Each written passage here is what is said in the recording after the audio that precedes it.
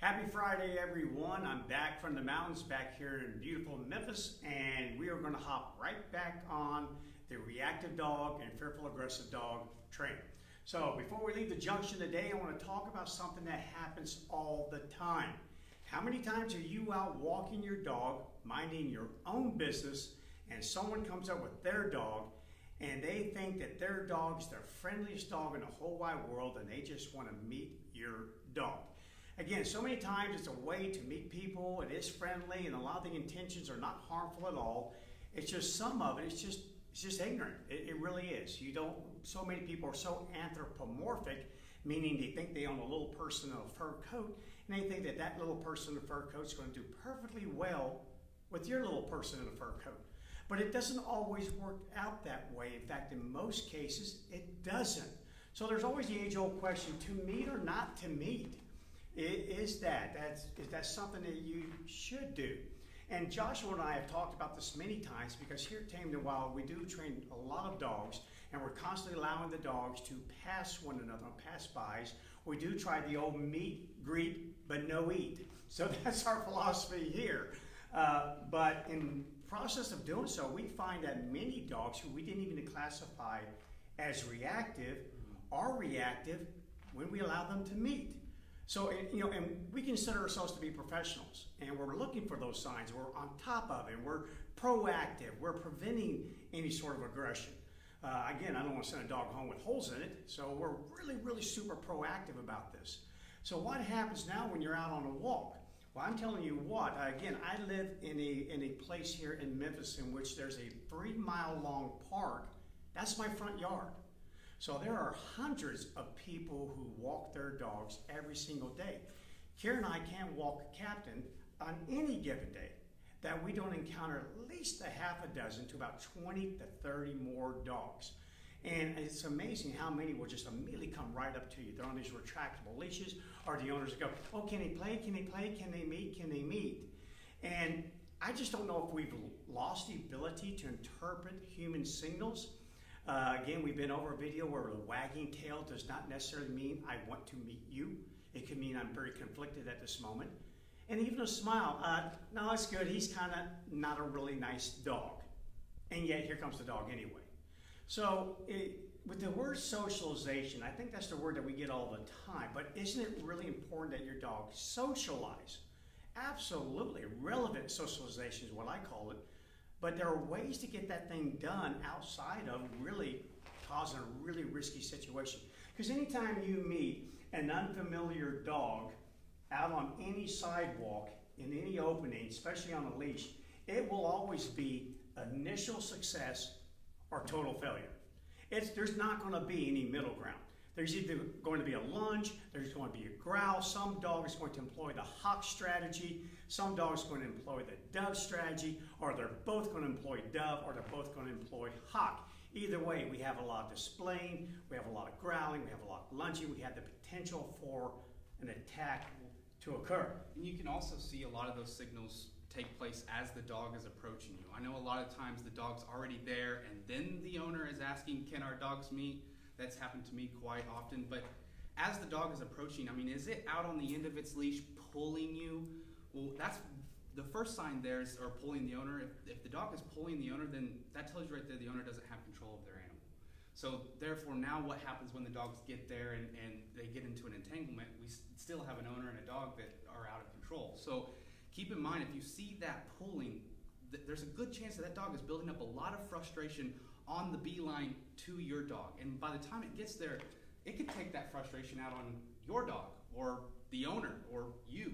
Now we call it displaced aggression. There's so many cases in which you walk your dog suddenly becomes reactive, and you go, no, and the dog turns around and bites you. The other situation that you and I were talking about is you have two dogs, again, right here at a window, and I've talked about this in previous videos, and they both want whatever it is out here. So this dog is very frustrated, takes it out on that dog there. And to take that a little bit further is you may have dogs who do this without the fighting aspect, but do keep in mind without the potential outcome of some reward of the reward being out here, that's building up. A lot of the times dogs will sit there and bark at windows for years. And then all of a sudden, now when they bark at the window, that's when they start fighting. And that frustration can build up over a period of time. Yeah, and then you also have an owner interpretation. There's so many things that play into this. You as the owner, you walk your dog and you decide, oh, I don't know if I like that dog, so I'm not going to let you meet that dog. But your dog wants to meet that dog. And then you pass another one and another one. Again, here goes frustration. We all need an outlet for frustration. Yep. So the animal, now all of a sudden you decide, oh, that one we shall meet. Either something about that person walking their dog or that particular dog, whatever. You say, that one will be fine to meet. And by then, the frustration could have reached a point in which we could have an immediate attack occurring at that point. So many things to consider. Number one, when you're walking down on a sidewalk, they're usually very tight confines. Our sidewalk, the river walk in front of our home, it's about 8 feet wide. So that's a really wide sidewalk, and it gives you the ability to have a wide berth when you pass people. But they're not all like that. They're very narrow, about 3 feet wide. So that means in most cases, that sidewalk is going to create a condition in which the owner and their dog will pass through your critical zone. And remember from previous videos, up here in the threat zone, if we believe it's a possible threat, we display. If we believe we own this sidewalk and we believe it's a rich habitat, we defend. We repel intruders. And then canines, if they've not had relevant socialization, we've said before, like humans, they always say you never want to confuse the consumer because the confused consumer always says no. Well, for dogs, if you confuse them, not only will they say no, but in most cases they will avoid. And again, if I can't avoid, if I can't utilize the dove strategy and flee because I'm on this leash, you betcha, I've only got one strategy now left for me to use.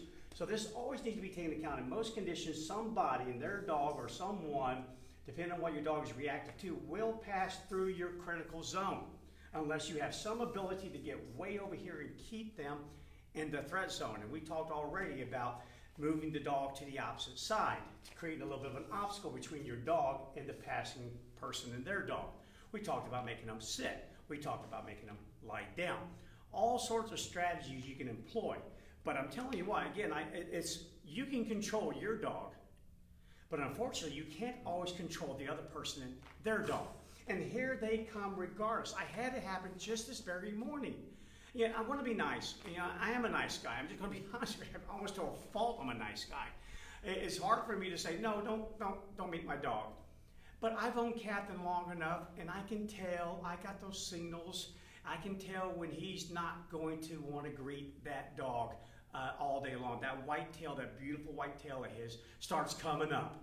And that is, we call it white tail rising. And when that happens, like the old saying, sailors in the morning, rest guys in the morning, take warning. I'm taking warning. The white tail is rising. It's time to take warning. And I'm giving my very best. Good morning. Nice to see you. Remember social distancing? That applies to dogs as well, especially Captain. We don't want to get close, but nevertheless, here they come anyway. Because this particular morning, the girl had on her AirPods. So she didn't hear me saying, don't approach. She just, oh, want to meet, want to play? And Captain wanted to do everything but play. So it's really difficult. And I think we just, as a society, really have an issue of making proper cost versus benefit analysis when it comes to our dogs greeting one another. We have to kind of weigh, why are our dogs greeting? What is taking place between our dogs when they greet? They're not saying, hey, what does your family feed you? My family's feeding me, X, and that's really good. Oh, I'm not liking it. I'm turning it up because if I wait long enough, then they give me this. They're not having that conversation. They're sizing each other up. Step one, size each other up. And sometimes dogs do that from a distance. That's when they start reacting from a distance. So you have to keep in mind, what is the point of the dogs even meeting in the first place? It's not to become friends. They will not become friends during that greeting. Yeah, they would take many more greetings, and it had to be on terms more like, okay, I don't own this habitat, neither do you. Yes, we are compatible. Those occasions do happen. I just want you to be careful out there because in more instances, it does not happen that way. It does not play out that way. And if it goes wrong, it can have lasting consequences.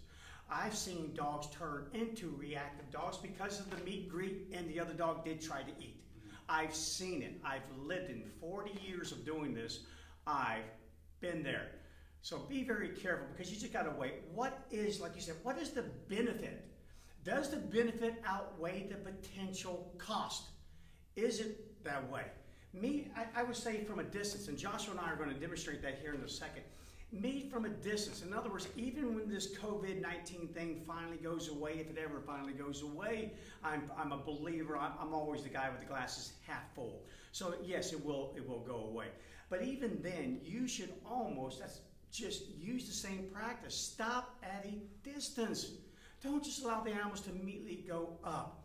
That is terrible. And then not even to mention breaking up a dog fight. I write about it in my book, The Hammer. How many people have been injured and some have been killed trying to break up two dogs in a fight. So I just want you to weigh the cost is the probability of a cost is so high versus the benefit, which is so low. I mean, if they meet for 30 seconds, so what? Does that mean that now your dog is friendly with all dogs? No, that one. But the next 50, I'm going to take their face off. And we just got to kind of keep that in our heads. And I know I have a couple clients that are watching that have experienced this when they themselves had a reactive dog and they're going through our program working on this and their dog is making tremendous progress, and then somebody comes up to allow their dog to greet that dog and all of a sudden they have an issue right then and there and they take hundreds of steps backwards. Yeah. And sometimes have to start again, and maybe sometimes are in a worse spot than where they started. Yeah, just once again, allow me to remind you one more time. Dogs that win continue to win.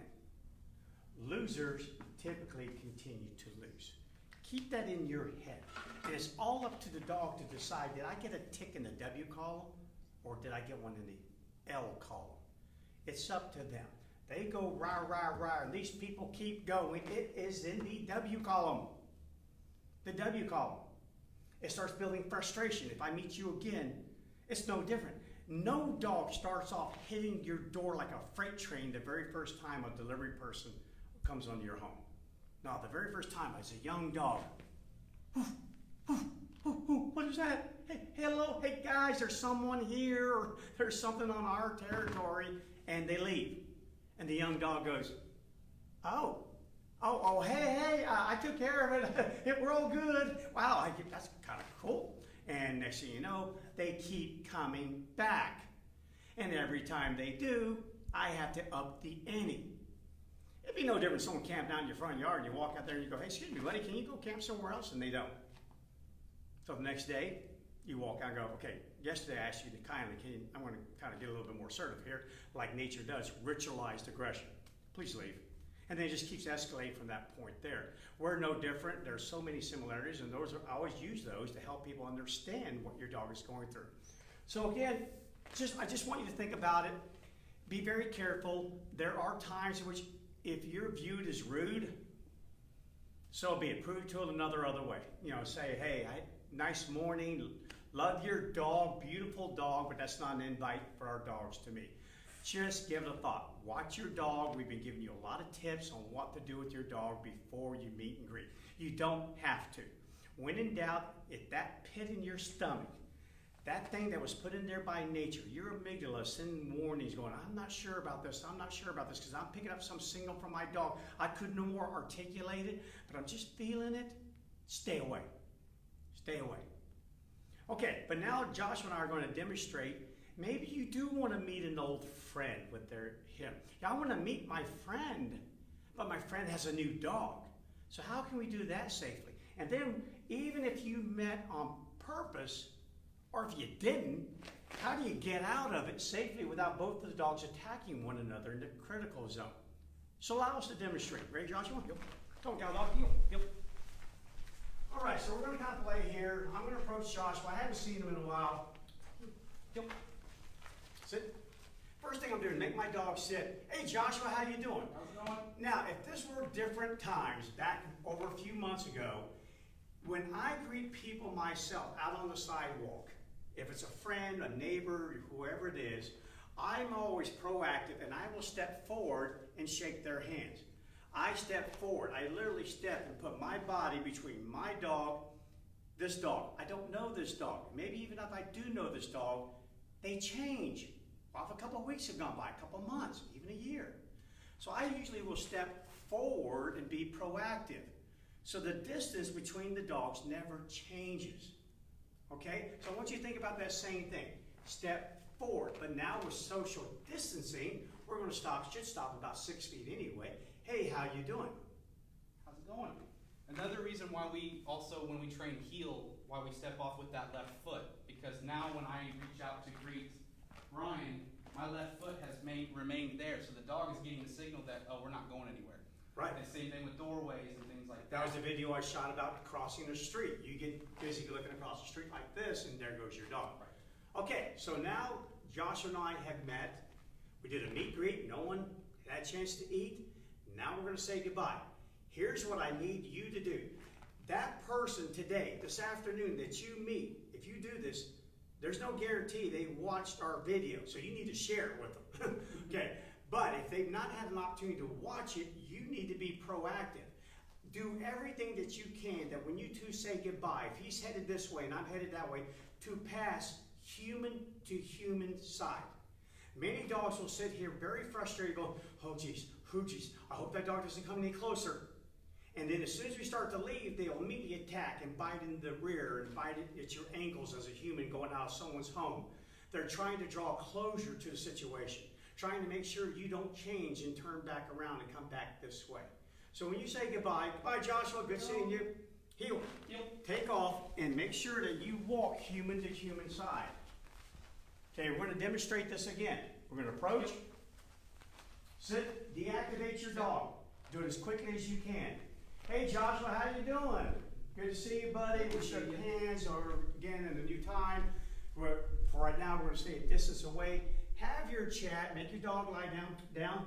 If you're going to be there for a while, deactivate the dog. And even while you're having this conversation, if you're on a sidewalk, unless you own it, then other passerbys could be coming with their dogs. So again, while you're having this conversation, I'm going to be looking over Joshua's shoulder.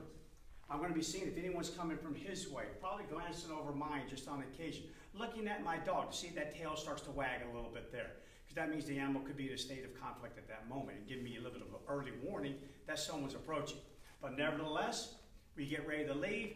Again, if you step forward, step off that right foot. If you say hi, and you get ready to leave, step off that left leg.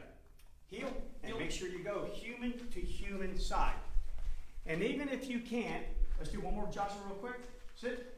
Okay, so now I can't go over there. There's a goalie, or there's any number of things. There's a big fence, there's a park bench. I can't get over there.